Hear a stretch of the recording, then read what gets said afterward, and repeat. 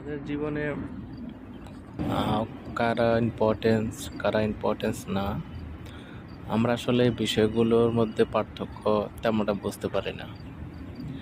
যারা আমাদের জীবনে অনেক বেশি ইম্পর্টেন্ট, আমরা তাদেরকে মূল্য না দিয়ে যারা আমাদের জীবনে কম ইম্পর্টেন্ট অথবা যাদেরকে ছাড়া আমাদের জীবন চলবে, আমরা তাদের নিয়ে বেশি ব্যস্ত থাকি।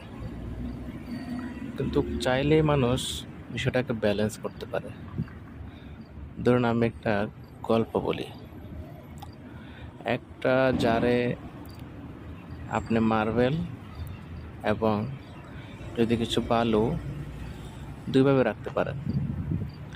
আমি যদি বন্ধু বান্ধব, ফ্যামিলি এবং যারা আমাদের জীবনে বেশি গুরুত্বপূর্ণ, ওদেরকে আমি মার্বেল স্বরূপ রাখলাম। আর আমাদের চলার পথে অথবা আমাদের জীবনে কম ইম্পর্টেন্স যে ব্যক্তিগুলো, ওদেরকে বালু স্বরূপ।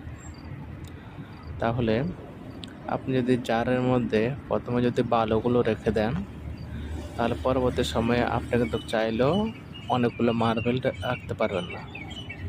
আবার একইভাবে আপনি যদি আগে মার্বেলগুলো রাখেন, পরে যদি আপনি বালুগুলো রাখেন, ঠিকই দেখবেন বালুগুলো মার্বেলের ফাঁকে ফাঁকে ফাঁকে ফাঁকে ঠিক জায়গা করে নিচ্ছে। সো সিদ্ধান্ত আপনার।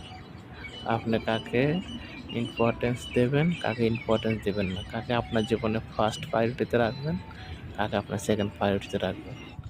চাইলে জীবনটা সুন্দর করে সাজানো যায়।